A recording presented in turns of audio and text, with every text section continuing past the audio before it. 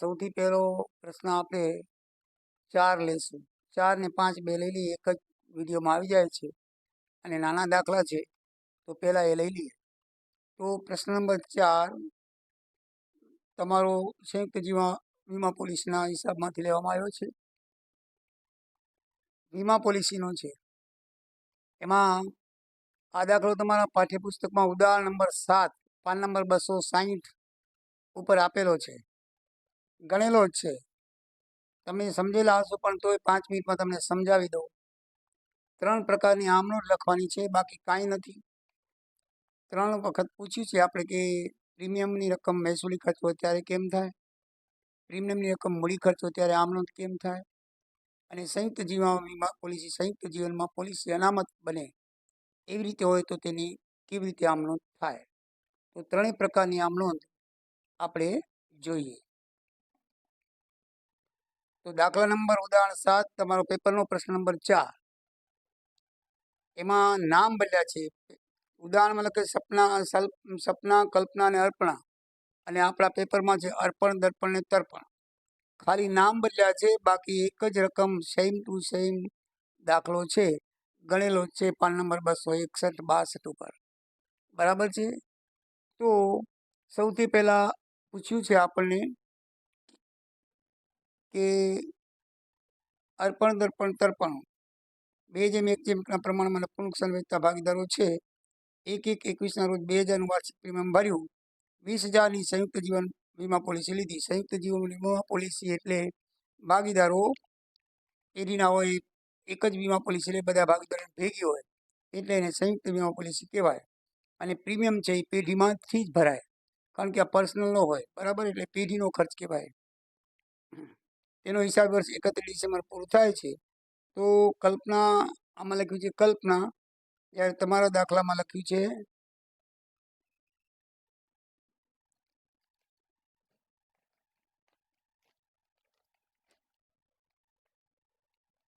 દર્પણ લખ્યું છે. દર્પણ તારીખ 15/2 રોજ અવસાન પામ્યો, તો 15/3/24 રોજ વીમા પોલિસી રકમ મળી ગઈ.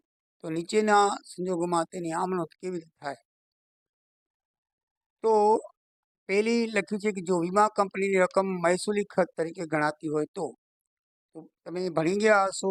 મેં આ ચેપ્ટર વિડીયો બનાવ્યો નથી, એનો ટાઈમ નથી મળ્યો, એટલે તમને કહી દઈશું કે પ્રીમિયમને ખાતે જ્યારે પ્રીમિયમ ચૂકવાય ત્યારે મહેસૂલી ખર્ચ ગણવાની પદ્ધતિ એ રીતની છે કે પ્રીમિયમ ચૂકવાય ત્યારે વીમા પ્રીમિયમ ખાતે ઉધાર કે બેંક ખાતે જમા થાય. વીમા પ્રીમિયમ ખાતે ઉધાર, પ્રીમિયમ 2000 રૂપિયા છે તે બેંક ખાતે શું થાય, જમા થાય. બેંક દ્વારા આપણે ચૂકવીએ છીએ, બરાબર છે. તો વીમા પ્રીમિયમ ખાતે ઉધાર એ બેંક ખાતે જમા પેઢીમાંથી ચૂકવાય છે. જ્યારે પછી વર્ષ પૂરું થાય ડિસેમ્બર 31ના, એટલે એ નફા નુકસાન ખાતે લઈ જઈ ખાતું બંધ કરે. નફા નુકસાન ખાતે ઉધાર 2000, તે વીમા પ્રીમિયમ ખાતે જમા 2000. આ રીતે વીમા પ્રીમિયમની નોંધ થાય. હવે બીજું છે કે બેંક ખાતે ઉધાર 20,000 રૂપિયા આપણને મળ્યા, લખ્યું છે 20,000 રૂપિયા સંયુક્ત વીમાની પોલિસી ઉતરાવી હતી, તે આપણને માર્ચ 15/3/24ના મળ્યા. તો એ શું થશે, બેંક ખાતે ઉધાર, બેંક આપનાર છે, બેંક ખાતે ઉધાર 20,000, એ સંયુક્ત પોલિસી ખાતે જમા 20,000. સંયુક્ત પોલિસીના આપણને મળ્યા 20,000 રૂપિયા બેંક દ્વારા. હવે આ જે છે પોલિસીની રકમ મળે તે એક ખાલી જે દર્પણ છે એને ના મળે. આ છે પેઢીનો નફો કહેવામાં આવે છે, એટલે એ પહેલાં પેઢીમાં જમા થાય અને પછી ભાગીદારીના જે મૂડી પ્રમાણ હોય એ પ્રમાણે દરેક ભાગીદારને મળે. એકલા એક ભાગીદારને મળતો નથી, બરાબર યાદ રાખવાનું. તો માર્ચ 15ની આપણે જે ભાગીદારોને એ રકમ આપશું તો સંયુક્ત જીવન વીમા પોલિસી ખાતે ઉધાર થશે, બરાબર. અહીંયા જમા થયું તો એ ઉધાર, તે ભાગીદારોના નફા નુકસાન પ્રમાણ 2:1 પ્રમાણે 20,000 રૂપિયા અર્પણ ખાતે 10,000, દર્પણ ખાતે 5,000, તે તર્પણ ખાતે 5,000 એને મળશે, બરાબર છે. હવે બીજો ભાગ, જો પોલિસીની રકમ મૂડી ખર્ચ તરીકે ગણાતી હોય તો મૂડી ખર્ચ તરીકે ગણાતી હોય તો આપણે એને બેંકમાં શું કરવું પડે, જમા કરવી પડે. સંયુક્ત જીવન વીમા પોલિસી ખાતે ઉધાર, તે બેંકમાં ₹2000 ઉધાર થાય. શું થાય? એનું ઉધાર થાય. સંયુક્ત વીમા એમાં સંયુક્ત વીમા પોલિસી ખાતે ઉધારીને બેંક ખાતે જમા કરવામાં આવે છે.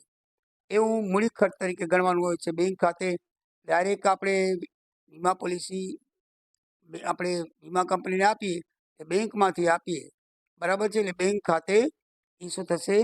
જમા થશે. હવે પાછી વીમાની રકમ પાકે તો એ જ આમનું થશે. બેંક ખાતે ઉધાર, સંયુક્ત વીમા પોલિસી ખાતે જમા. આમ નોંધમાં કોઈ ફરક નહીં. પહેલામાં ફરક પડશે.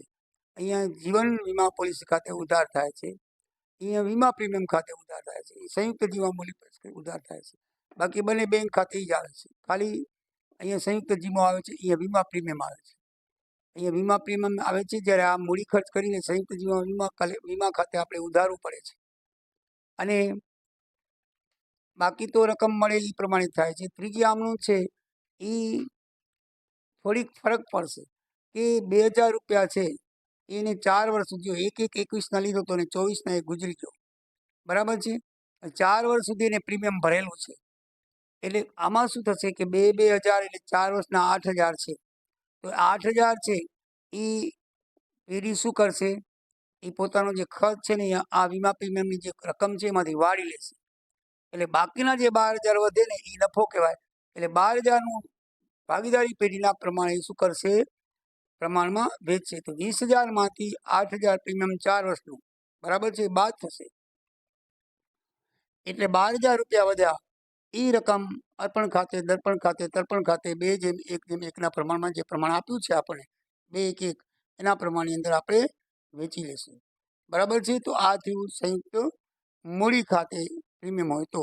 હવે ત્રીજું છેલ્લું, જો સંયુક્ત વીમા પોલિસી અને સંયુક્ત વીમા પોલિસી અનામત ખાતું રાખવામાં આવતું હોય, એટલે કે સંયુક્ત જીવન વીમા પોલિસી અનામત ખાતું ઊભું કરી પોલિસી સરણે મૂલ્ય દર્શાવવું હોય તો કેવી રીતે થાય? બરાબર છે. તો એમાં પહેલી આમનો તો એ જ આવશે, સંયુક્ત જીવન વીમા પોલિસી ખાતે 2000 કે બેંક ખાતે 2000. પછી પૈસા મળ્યા એ એમને મજા આવશે. બેંક ખાતે ઉધાર 20000 તે સંયુક્ત જીવન વીમા પોલિસી ખાતે 20000. હવે એની અંદર લખેલું છે રકમની અંદર કે 3000નું સરણ મૂલ્ય તરીકે હોય, બરાબર છે. તો સરણ મૂલ્ય છે એ સંયુક્ત જીવન મૂલ્ય ખાતે અનામત ખાતે 3000 એ અનામત રાખવાનું કહે છે. જો જીવન વીમા પોલિસી અનામત એમ બંને ખાતામાં 1/1/24 રોજ રહે સરણ મૂલ્યની કિંમત તરીકે 3000ની બાકી દેખાતી હતી, તો સંયુક્ત વીમા પોલિસી અનામત ખાતે ઉધાર આવે અને સંયુક્ત જીવન વીમા પોલિસી ખાતે જમા આવે. અહીંયા અનામત ખાતે ઉધાર થશે અને પોલિસી ખાતે જમા થશે. શું જમા થશે? ₹3000ની બાકી જે હતી તે. હવે અહીંયા સંયુક્ત જીવન પોલિસી ખાતે જે આપણને રકમ હતી એમાંથી ₹2000 બાદ થશે. કેમ બાદ થશે? કારણ કે 15/2/24ના અવસાન પામ્યો ત્યારે એક પ્રીમિયમ ભરેલું હતું. સોરી, 13/3/24ના રોજ વીમા કંપનીમાં આપણે પોલિસી મળી ગઈ છે. 15/2/24ના રોજ અવસાન પામી હતી. તો 15/2/24ના અવસાન પામી હોય ત્યારે એક પ્રીમિયમ જાન્યુઆરીનું આપણે ભરેલું હોય, બરાબર ને. જાન્યુઆરીનું ભરેલું હોય એટલે એક પ્રીમિયમ 2000 શું થાય? બાદ થાય. કેમાંથી બાદ થાય? જે આપણે રકમ મળી છે એમાંથી, બરાબર ને. એ જે દર્પણનું અવસાન 15/2ના થયું છે તો અહીં તે પહેલાં 1/1/24ના 24 વર્ષનું પ્રીમિયમ ભરાઈ ગયું હોય, 24ના વર્ષનું, બરાબર છે. એટલે પોલિસીના મળેલ ₹20000માંથી આપણે પ્રીમિયમ ભરાઈ ગયું છે બાદ કરી ₹18000 છે ભાગીદારીના પ્રમાણમાં વેચાશે, બરાબર. યાદ રાખજો. એ જ્યારે ગુજરી ગયો ફેબ્રુઆરીમાં તે જાન્યુઆરીનું 2000 આપણે ભરેલું છે, બરાબર છે. દર મહિને ભરી છે તો એ ₹2000 ભરેલું છે. તો એ ₹2000 શું થશે? પેઢીનો ખર્ચ છે એ આ નફો ગણાય વીમાની પોલિસીની રકમ, એમાંથી બાદ થશે. એટલે ₹18000 જે વીમા પોલિસીના છે એ ભાગીદારીના પ્રમાણ પ્રમાણે વેચાશે. તે અર્પણ ખાતે 9000, દર્પણ ખાતે 4500 અને તર્પણ ખાતે 4500. તો આ રીતે દોસ્તો, આ રીતેની 3 જાતની આમ નોંધ થશે. પ્રશ્ન નંબર 4 અથવાનો છે, ટૂંક નોંધ લખો. સંયુક્ત જીવન વીમા પોલિસી પેજ નંબર 240 ઉપર લખેલું છે. ભાગીદારો પોતાની જે બધા ભાગીદારો ભેગા કરીને એક પોલિસી ઉતરાવે એને સંયુક્ત જીવન વીમા પોલિસી કહેવામાં આવે છે. વિગતવાર 240 પાના ઉપર છે. પોલિસીનું સરળ મૂલ્ય એ પણ ટૂંક નોંધ 240 ઉપર હશે તમારી ટેક્સ બુકમાં. એ પણ તમે જોઈ લેજો. પોલિસી જ્યારે આપણે પાકની મુદતે ન લઈએ અને એના પહેલાં વટાવી લઈએ તો 1 વર્ષ પછી વટાવો, 2 વર્ષ પછી વટાવો કે 5, 10, તો જેમ જેમ વધારે વર્ષ પછી વટાતા હોય સરળ મૂલ્ય વધતું જાય. તો એ પોલિસી સરળ મૂલ્ય છે એ મુદત પહેલાં વટાવીને આપણે વીમા કંપનીને પોલિસી સરેન્ડર કરી દઈએ, આપી દઈએ ભાઈ અમારે હવે જરૂર છે. એને પોલિસીનું સરેન્ડર કહેવાય. મૂલ્ય કેવી રીતે થાય એ તમે વિગતવાર 205, 240 ઉપર છે એ તમે જોઈ લીધું. હવે પ્રશ્ન નંબર 5, વિકલ્પ 1, એમાં લખ્યું છે કે ધંધાની ખરીદ કિંમત 80,000 નક્કી થઈ. ખરીદનાર કંપની માટે પાઘડી 15,000 ઉદ્ભવતી હોય તો કંપની 10,000 મૂડી અનામત ઉદ્ભવે તો કઈ ખરીદ કિંમત કઈ નક્કી કરવી? તો પહેલા તો પાઘડી બરાબર ખરીદ કિંમત ઓછા ચોખ્ખી મિલકત થાય. ખરીદ કિંમત ઓછા ચોખ્ખી મિલકતો.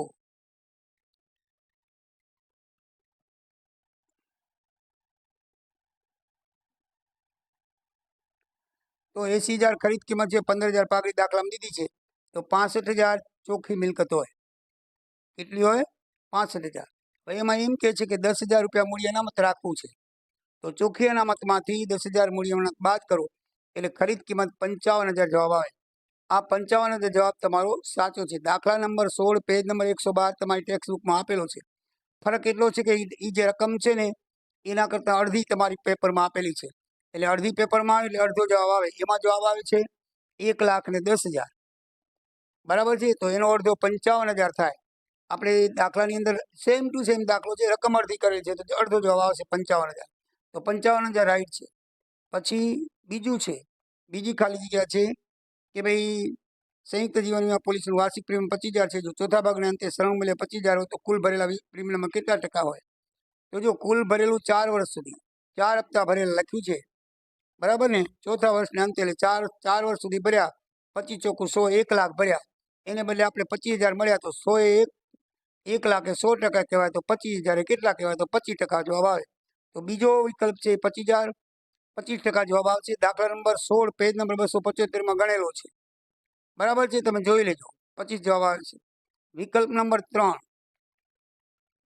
વિકલ્પ નંબર 3,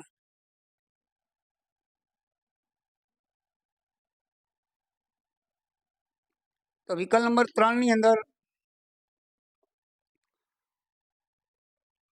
2 રૂપિયા જવાબ આવે છે. એની ગણતરી છે, ખરીદ કિંમત 15,20,000 છે. એની અવેજમાં રોકડ 4,80,000, પછી ડિબેન્ચર આપ્યા છે 4,40,000, ઇક્વિટી શેર આપ્યા છે 5 લાખ. ત્રણ બધાનો સરવાળો થાય 14,20,000. 15 લાખમાંથી 14,20,000 બાદ કરો એટલે 1 લાખ વધે. અને શેર 50,000 છે તો 50,000 1 લાખ ભાગ્યા 50,000 તો 2 રૂપિયા પ્રીમિયમ એનો જવાબ તમારો આવે. તો આ રીતે દોસ્તો પ્રશ્ન નંબર 4 અથવાનો અને પ્રશ્ન નંબર 5 બંને પૂરો થાય છે. હજી એક રહી જાય 4માં, ચોથી ખાલી જગ્યા રહી જાય, થિયરિકલ છે. એમાં એમ છે, ચોથો વિકલ્પ છે કે કંપની ખરીદ કિંમત એક ડિપાર્ટમેન્ટ સ્ટોરમાં પેકિંગ ખર્ચાની ફાળવણી કેના ઉપર આધાર રાખે છે? પેકિંગ છે વેચાણનું ખર્ચ એટલે વેચાણમાંથી આધાર રાખે. પાંચમી ખાલી જગ્યામાં સ્વયં સંતુલન ખાતામાં કયા ખાતાવહી તૈયાર કરવામાં આવે છે? તો એમાં દેવાદારની ખાતાવહી, લેણદારની ખાતાવહી, અનામત ખાતાવહી, સામાન્ય ખાતાવહી, ઘણી બધી ખાતાવહી તૈયાર કરવામાં આવે છે. તો વિકલ્પ નંબર સી આવશે. ઉપરોક્તમાંથી એક કરતાં વધુ ખાતાવહી એ જવાબ આવશે. તો આ રીતે 5એ 5નો જવાબ આવશે.